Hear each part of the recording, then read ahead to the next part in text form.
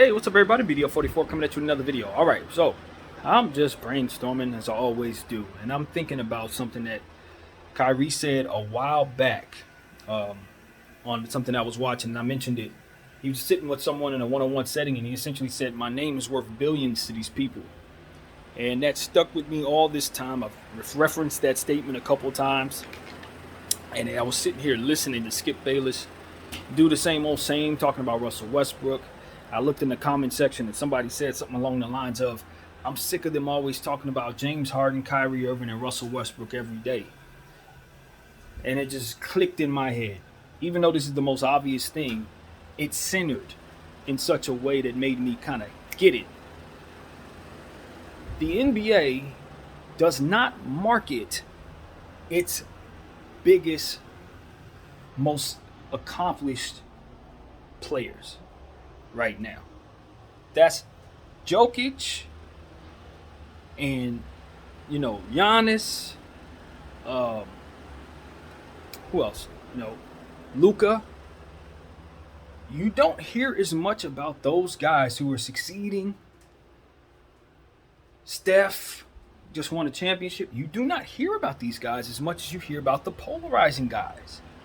Harden, Kyrie, KD at this point. Obviously LeBron James always. But it's like right now, Russell Westbrook. It's the guys that they get to talk bad about based on things that are going on outside of the game that keeps them and myself in business in terms of talking.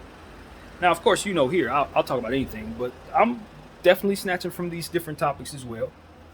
And it's one of them situations where it's like, it's hitting me in the face. I don't know that they're being paid for their names and likenesses being used in this way, but it is very clear to me that Kyrie was right. His name is worth billions. His name, James Harden's name, Russell Westbrook's name, LeBron James' name, those names are more valuable than the names of the players who are more capable, I guess, on the floor right now. Because they don't have the personalities. They're not acting up. They're not looking to leave. They're not doing nothing. They're being quiet. They're minding their business in the offseason. And what does that mean? They can't be marketed. What does the NBA need to do right now? They need to keep us talking about the NBA. They're not using those names. So should that not equate somehow in the value that these players receive if their names and their likenesses are being used in this very unique way to promote the league and promote these various organizations such as ESPN and Fox and myself? Even though I'm not making a dime, so I can't kick you nothing. But the point is, I'll throw myself in there to be fair.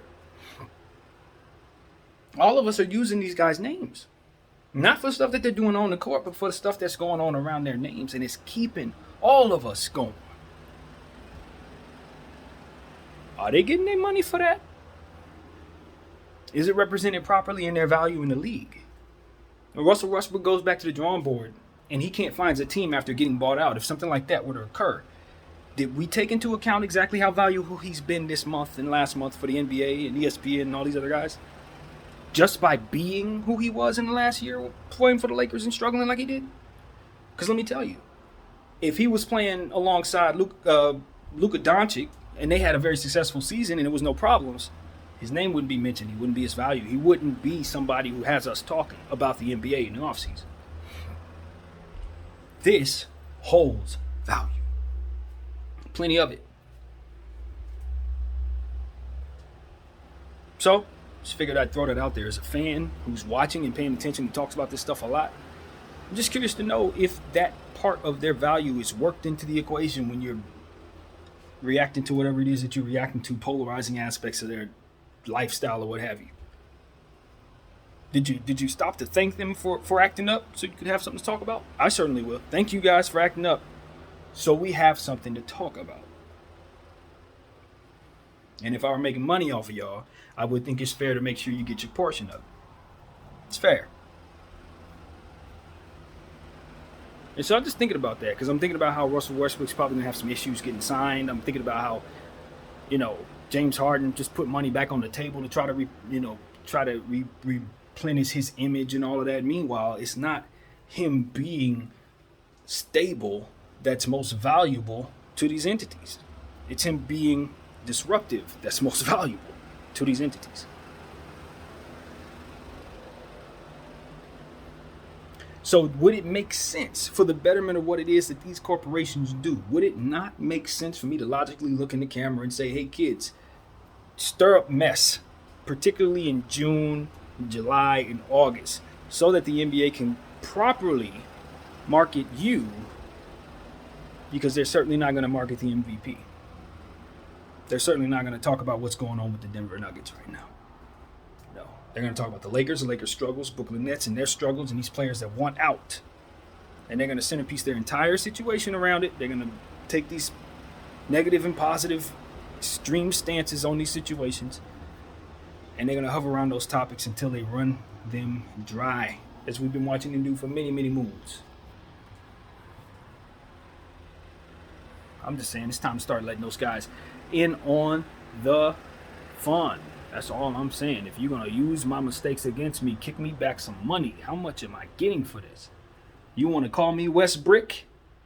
And I didn't ask you not to 1,000,000 times? Okay, fine. There should be no reason why the words West Brick come out of your mouth without me getting a certain portion of money out of that situation. Now, I'd imagine something like that should have already been taking place, because that's how I think I would have been already on that. You can't even say Westbrook or West Brick without throwing me some money. Straight up. That's how I would be looking at the situation if I were in that position. So I think, all in all, that's just the evolution of the game. Athletes are going to come in being schooled on this stuff, and they're going to know what to do. They're going to know how to maneuver. They're going to know how to view things. They're going to know what works, what doesn't. They're going to probably do a lot of clout chasing stuff in the name of this kind of stuff. We're going to see a lot of weird stuff in the future because of a lot of this. Because at the end of the day, this is what gives these guys the most attention. And if they happen to want clout, being the MVP ain't going to get you the clout. Asking out of a 4-year deal is what's going to get you that attention. It's true. It's actual truth. You hear more about these guys than you hear about anybody else. And that is not just an accident. That's not just by happenstance. No, this is very, very, very calculated, taking advantage of situations. I was listening to Joe Budden talk about how they come up with love and hip hop and behind the scenes. Like, they don't necessarily coerce circumstances into happening. They just stay in a ready position for when circumstances do happen, and they can just slide on in. That's what it is. Yeah, I don't have to make you guys fight. Just let me know when you do, and I have the cameras ready. That's kind of how that works. So it's like, all right. I think the NBA's kind of taken from that over the years, and this is what we're seeing in a way.